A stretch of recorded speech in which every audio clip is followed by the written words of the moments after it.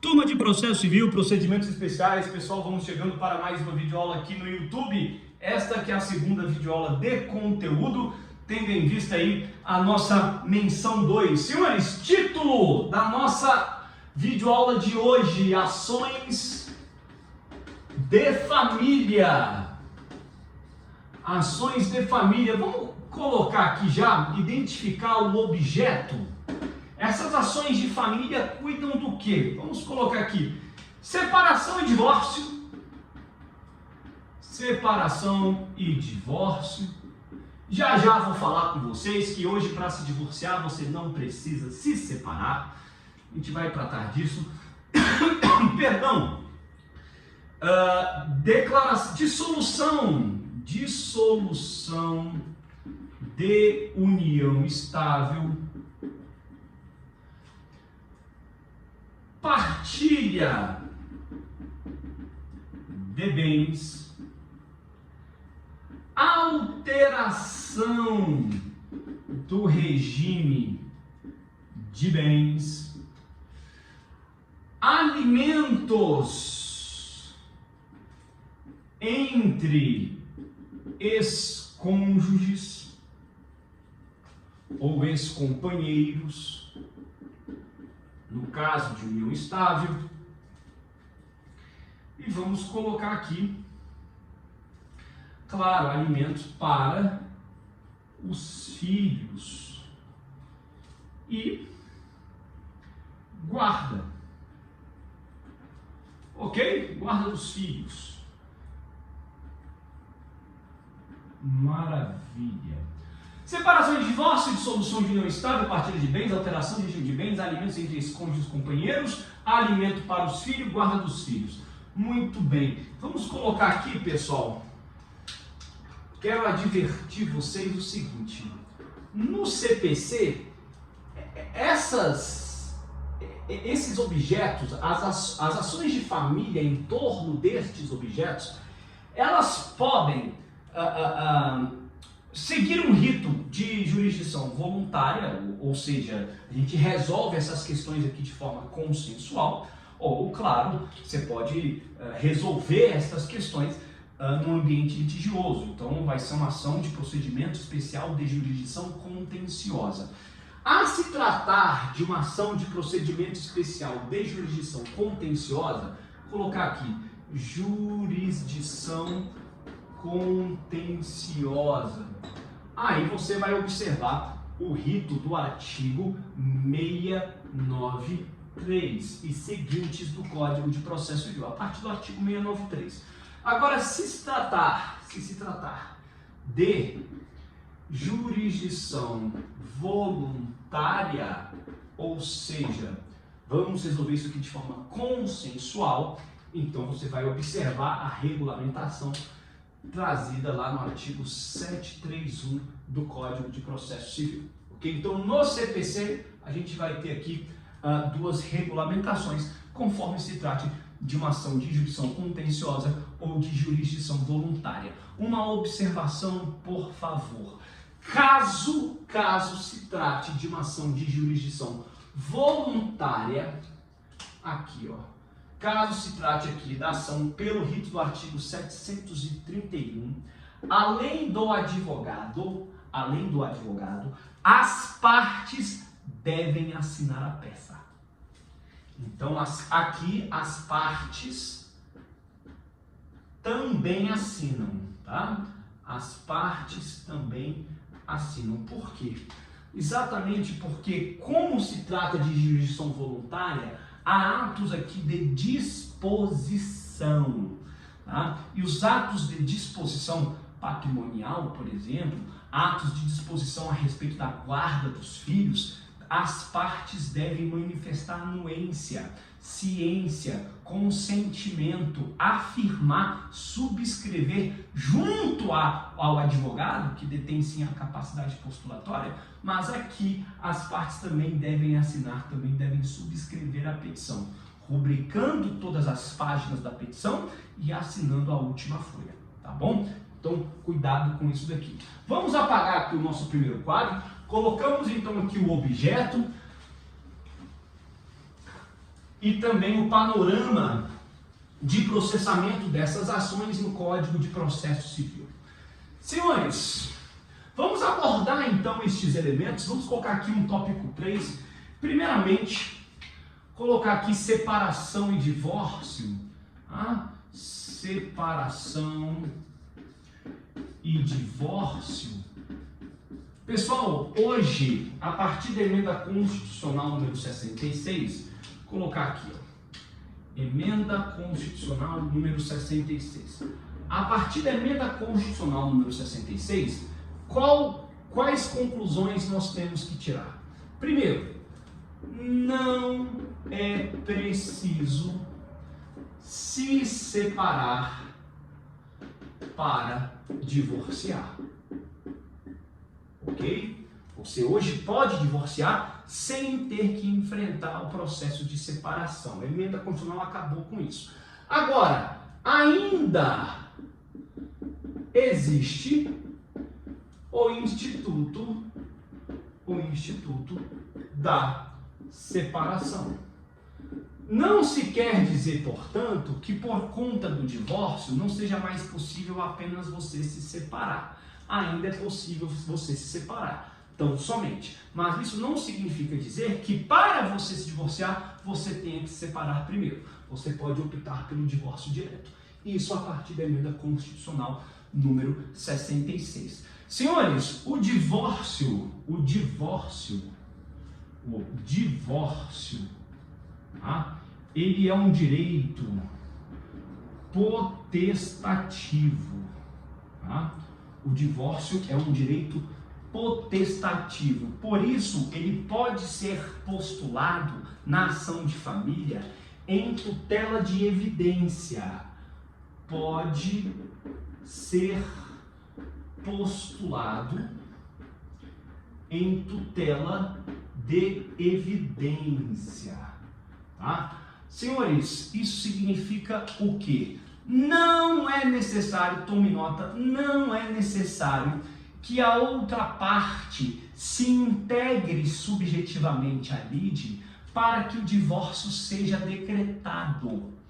Ora, tão somente ali em sede liminar, em tutela de evidência, se postulando o divórcio, o juiz deve decretar o divórcio.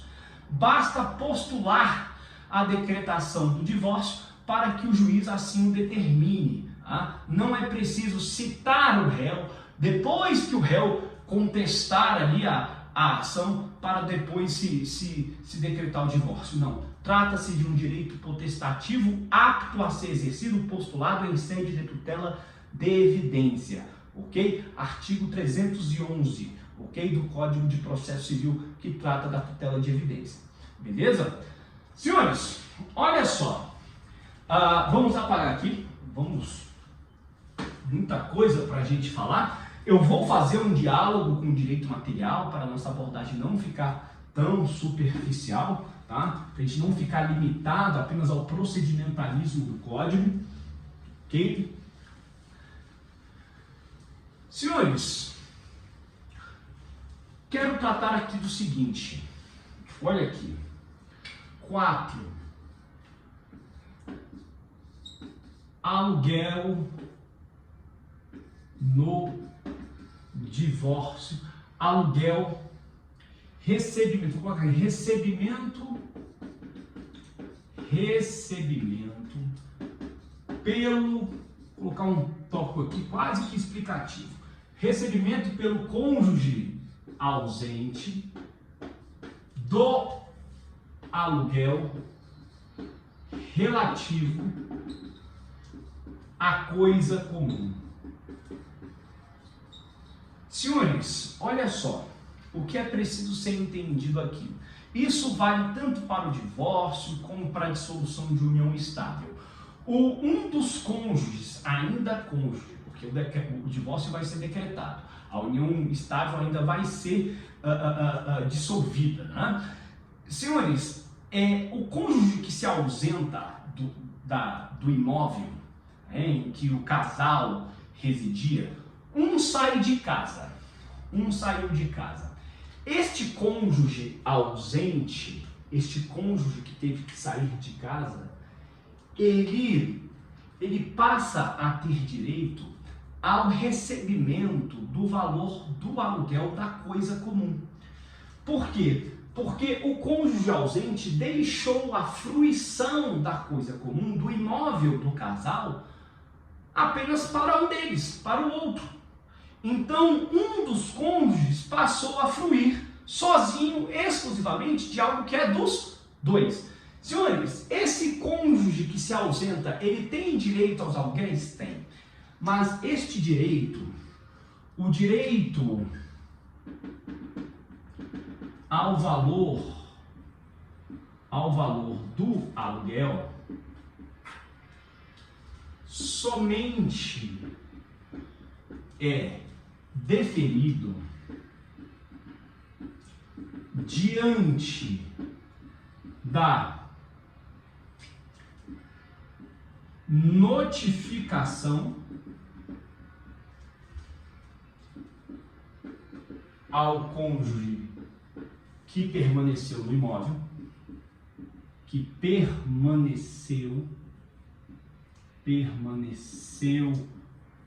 no imóvel, ou a partir da data de citação. Isso aqui, pessoal, isso aqui é o termo inicial. Termo inicial a partir do qual os aluguéis são devidos. O cônjuge que se ausenta, ele não passa a ter direito aos aluguéis automaticamente. Ele tem que notificar o cônjuge ou companheiro que permaneceu no imóvel para perceber os aluguéis. Ora, se ele se ausentou de um imóvel que o aluguel é avaliado, o aluguel no valor de R$3.000. Ora, qual que é o valor que ele tem direito a receber? 1.500. Porque a coisa é comum. Então ele tem direito a receber 1.500 daquele aluguel. O aluguel é 3, só que ele tem metade. Então ele passa a receber 1.500. A partir de que data? Ele tem que notificar. Se ele não notificar, esses aluguéis serão devidos a partir da citação, caso ele promova o ajuizamento da ação. Perfeito? Ok? Beleza. Senhores, isso daqui tem fundamento? Tem. Para evitar o locupletamento, o enriquecimento ilícito pelo cônjuge que permaneceu no imóvel, que passa a fruir da coisa comum de forma exclusiva. Tá? Locupletamento indevido, enriquecimento sem causa, que é vedado no artigo 884 do Código Civil. Tá certo? Senhores, ok, vamos para um próximo tópico aqui. Próximo tópico. União estável. União estável. O que é importante a gente considerar aqui a respeito da união estável?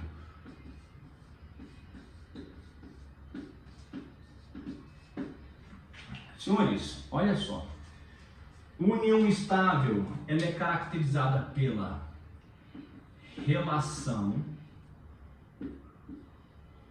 ostensiva, duradoura, com propósito de constituir família. Ora, relação ostensiva é aquela reconhecida socialmente, duradoura, que perdura no tempo, com o propósito de constituir família, independentemente de filhos. Independentemente de filhos.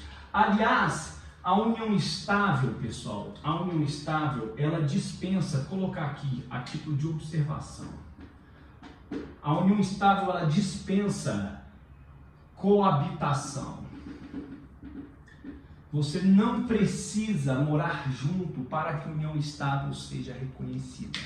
A união estável dispensa a coabitação. Agora, é claro, se houver a coabitação, é mais um elemento, fica ainda mais factível você provar a união estável. No entanto, se não residirem na mesma casa, isso nada importa para a caracterização da união estável. O que importa para a caracterização da união estável são estes três elementos: relação ostensiva, duradoura, com o propósito de constituir família, independentemente de filhos. Ok? Beleza? Maravilha. Próximo tópico. Vamos colocar aqui o seguinte. Tópico 6, alimentos.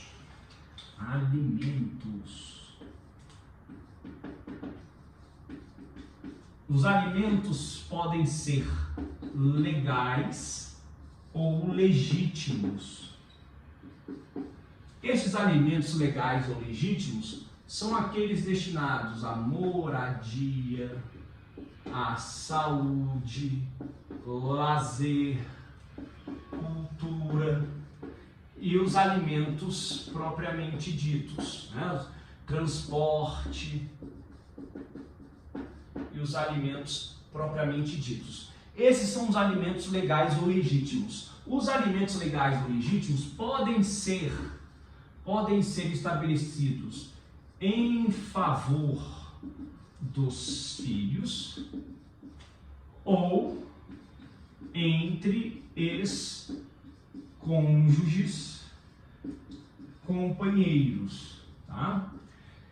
Ora, numa ação litigiosa, claro que deverá ser observado o binômio necessidade de quem recebe os alimentos e capacidade financeira de quem paga os alimentos. Isso na ação ali de jurisdição contenciosa. Não que esses elementos sejam ignorados na ação que se processa de forma voluntária, né? A ação consensual. É claro que isso vai ser observado, mas já consensualmente isso vai estar estabelecido. Tá? Então, aqui esses alimentos legais ou legítimos podem ser deferidos em favor dos filhos, como entre ex-cônjuges ou companheiros. Agora, uma observação aqui, pessoal. Entre ex-cônjuges e companheiros, uma observação. Não serão devidos em caso de infidelidade. A infidelidade retira o direito à percepção dos alimentos. Cuidado com isso. Claro, tem que ser provado no caso concreto. Tá? Estes alimentos legais ou legítimos entre ex-cônjuges ou companheiros, eles serão deferidos por prazo determinado. Mas vou colocar aqui entre parênteses, via de regra. Via de regra, 2 a 3 anos. 2 a 3 anos. Tá? Geralmente é isso, ok? Aqui é um contorno jurisprudencial. Professor, pode ser menos? Pode ser 1 ano? Pode ser 1 ano e meio? Pode ser 6 meses. O que a gente vê na jurisprudência, contudo, é que há uma preponderância desse lapso temporal. Sob que fundamento? Fundamento de propiciar, de permitir ao outro cônjuge que se insira ou se reinsira no mercado de trabalho. Para quê? Para que ele possa prover por si só a sua subsistência, que hoje vai ser atendida pelos alimentos legais ou legítimos.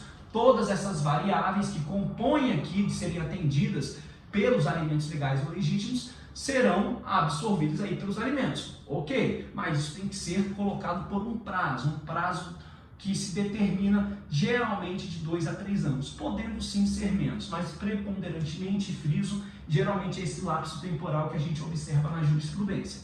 Tá? Pessoal, olha só, o que é importante aqui nós considerarmos. Tá? Eu coloquei que via de regra 2 a 3 anos. Pode ser por prazo indeterminado? Pode. Os alimentos entre ex-cônjuges ou ex-companheiros pode ser estabelecido por prazo indeterminado. Em que circunstâncias? O caso concreto vai indicar, mas a gente pode assimilar a seguinte compreensão. Se identifica que não é provável ou há uma absoluta impossibilidade de que o outro cônjuge, o outro companheiro possa prover por si o seu sustento, então os alimentos serão fixados por prazo indeterminado. É o caso de um dos cônjuges nunca ter trabalhado, 40 anos de casamento, nunca trabalhou, nunca esteve no mercado de trabalho, a pessoa hoje está com 65 anos de idade. Veja que esta condição, esta particularidade denuncia, acusa, não dá um prognóstico positivo de que essa pessoa vai conseguir prover o seu sustento. Ela não vai conseguir, provavelmente, há aí uma dificuldade de que ela se insira no mercado de trabalho. O direito não ignora essa circunstância e, portanto, autoriza que os alimentos legítimos ou legais, porventura, sejam fixados excepcionalmente por prazo indeterminado. Agora, poxa, um casal mais jovem, um deles estava estudando para concurso, ainda não tinha se inserido no mercado, ele ou ela dependia do outro, enfim, nessas circunstâncias, aí você coloca ali um prazo de 2 a 3 anos para que os alimentos legais ou legítimos sejam pagos em favor do outro. Beleza? Senhores, em favor dos filhos, claro, pode ser estabelecidos os alimentos, e aqui eu queria resgatar com vocês, fazer um diálogo com o direito material, que os alimentos eles podem ser pagos de duas maneiras. Aos alimentos em pecúnia, você paga você faz um depósito na conta indicada, ou aquele decotamento em folha, né? Ou alimento in natura. O que é o alimento in natura? O alimento in natura é que aquele que paga os alimentos, ele assume uma prestação. Ele paga a escola, ele paga o plano de saúde, ele assume um boleto, ele vai pagar o boleto, ele assume uma obrigação. Agora, pode haver a coexistência, uma combinação dos alimentos in natura e in pecúnia? Pode. Você pode estabelecer que os alimentos serão pagos tanto in natura como em pecúnia. Eu quero o plano de saúde mais 2 salários mínimos. Pronto, você tem um pagamento in natura e você tem um pagamento em pecúnia. Eu geralmente gosto de vincular o pagamento in natura ao plano de saúde e à escola, porque são despesas que são reajustadas todos os anos.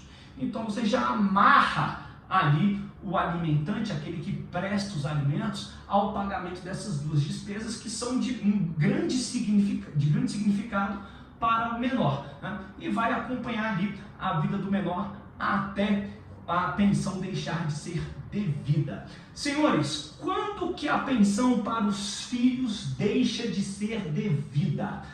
A rigor, via de regra, com a conclusão do ensino superior. Ao término da faculdade, então já pode haver a exoneração, da obrigação de pagar os alimentos. Guarde, exonera-se o alimentante da obrigação de pagar alimentos. Todavia, a jurisprudência do STJ já afirmou o entendimento no sentido de que não necessariamente ao término da faculdade, ao término do curso superior, há imediata inserção daquele filho que até então recebia os alimentos no mercado de trabalho. Já há precedentes do STJ colocando aí um prazo de 1 a 2 anos depois da conclusão do curso superior para que ainda os alimentos sejam pagos, até que este filho possa se inserir no mercado de trabalho. A inserção não é automática, é isso que diz a jurisprudência do STJ, tome nota a respeito disso. Beleza? Senhores, quero falar aqui agora de outros alimentos, que são os alimentos compensatórios. 6.2, alimentos compensatórios.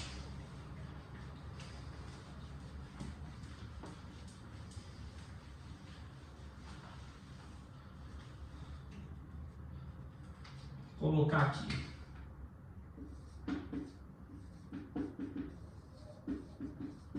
Alimentos compensatórios. O que são esses alimentos aí?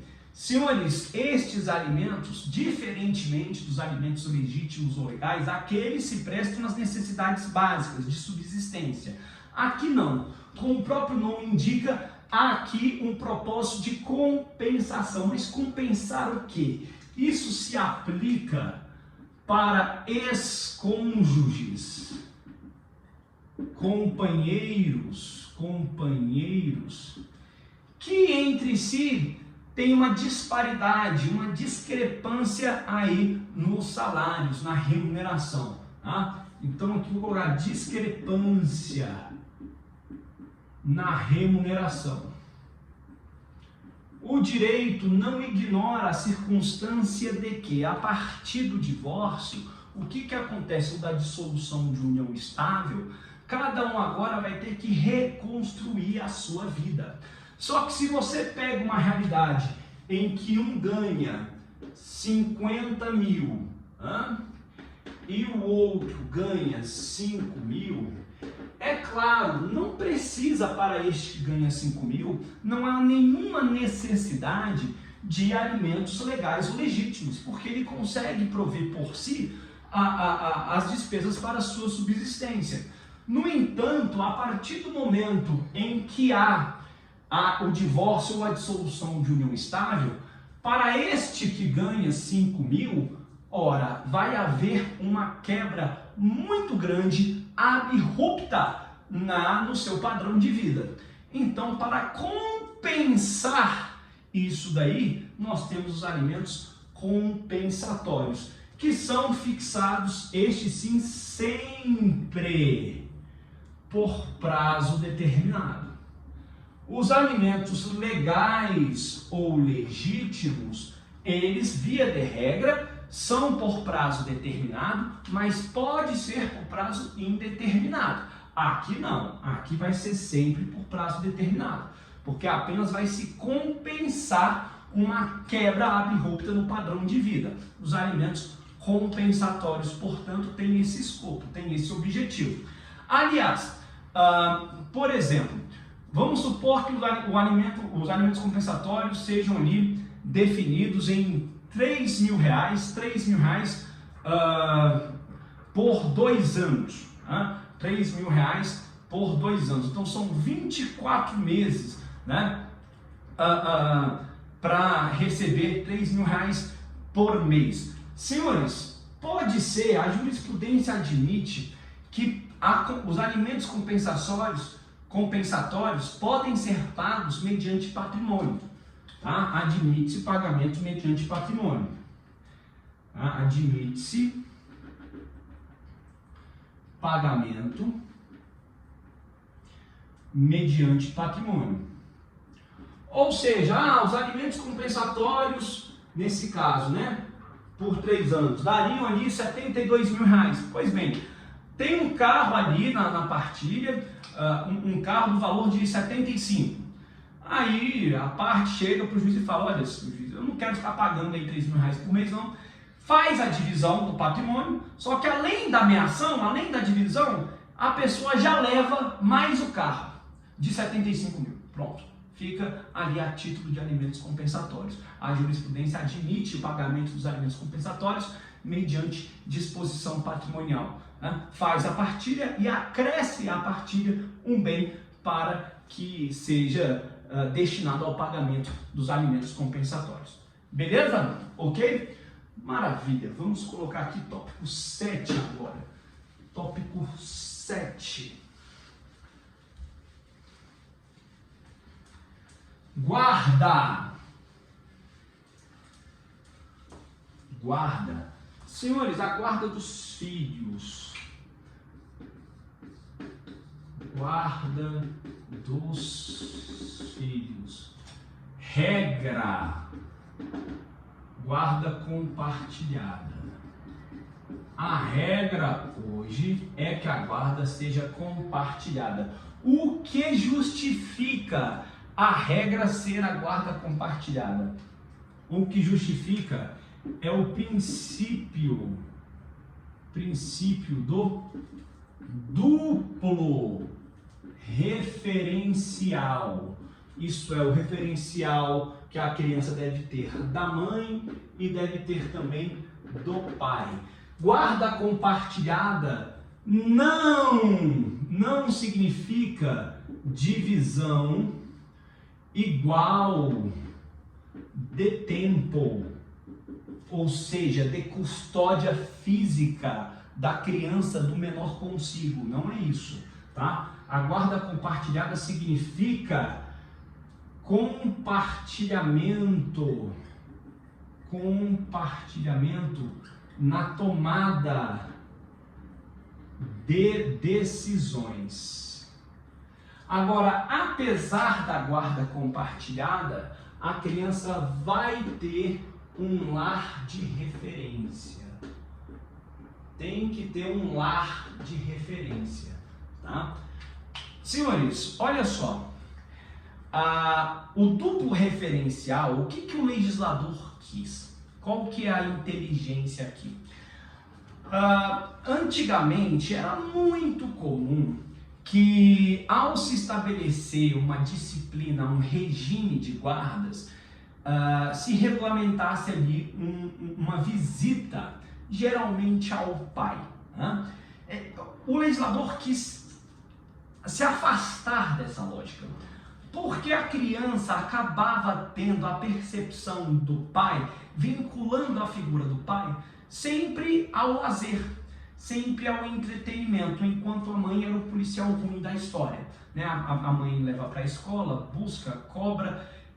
Isso daí o legislador quis acabar, né? O duplo referencial é o quê? É a criança ter a referência do pai em todas as suas atividades de vida.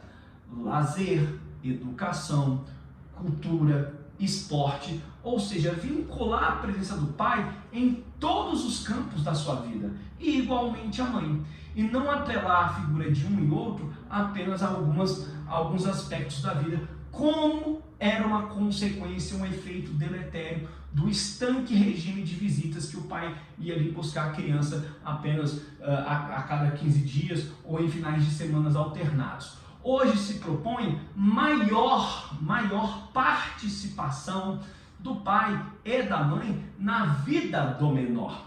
Ou seja, pode haver, claro, alguma regulamentação em torno do final de semana? Pode sim, mas é muito comum que se defira, por exemplo, tanto a um como o pai ou a mãe, o direito de um leva à escola, o outro busca.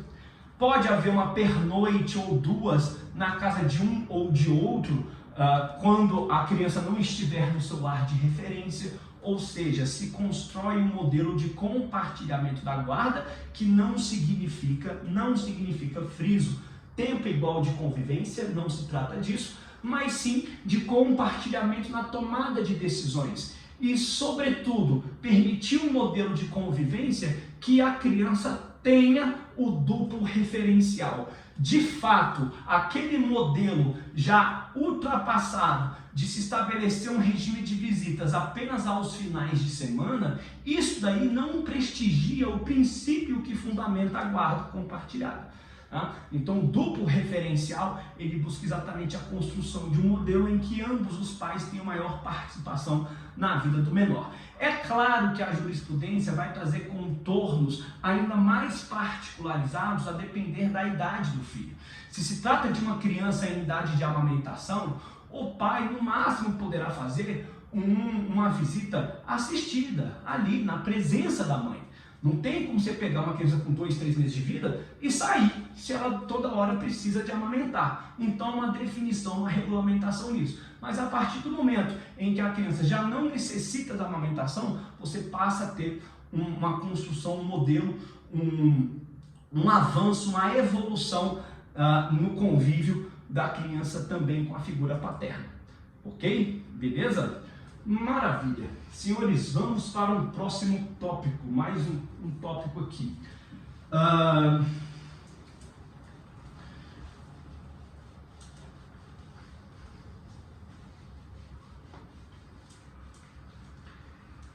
Alguns aspectos aqui, alguns aspectos processuais, tá?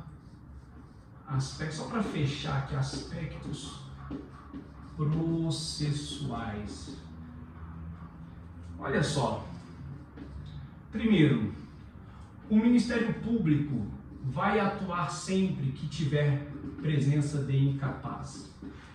Professor, se não tiver incapaz, o Ministério Público atua? Atua. Quando? Se a parte estiver em processo de violência doméstica.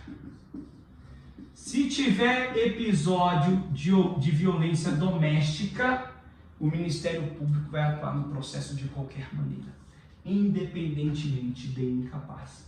Vai ter audiência de mediação, né, ou conciliação, independentemente da vontade das partes. Tá? Vai ter essa audiência de conciliação e mediação. Perfeito? 3. Competência. Qual que é o foro de competência? Pessoal, aqui é o seguinte. O foro de competência é último, aqui é o foro de foro do domicílio do guardião do incapaz. Se não tiver incapaz, se não tiver filho, então último domicílio do casal. Último domicílio do casal. Se alguém, ainda se um deles estiver residindo no último domicílio. Agora, se ambos saíram de casa, se não tem mais o último domicílio, então vai ser no domicílio do réu. Domicílio do réu. Ok? Beleza? Esse é o foro de competência. Quando houver incapaz, então tem que ver onde é que o incapaz está residindo. Vai ser lá. O foro de competência do domicílio do guardião do incapaz. Não tendo incapaz, então o último domicílio do casal. Se alguém estiver morando lá ainda. Se não estiver morando, então a gente vai ter que buscar o domicílio do réu. Esse é o foro de competência. Beleza? Ok? Maravilha. Senhores, um último tópico ainda, me perdoem. Tópico 9. Alteração do regime de bens. Alteração do regime de bens. Importante a gente considerar isso aí também. Alteração no regime de bens.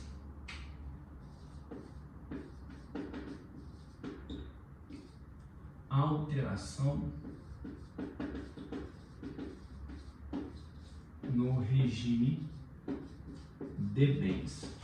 Senhores, eu posso me casar sob um determinado regime e posteriormente querer mudar esse regime? É possível? Sim. É possível? Sim. É possível a alteração. Desde que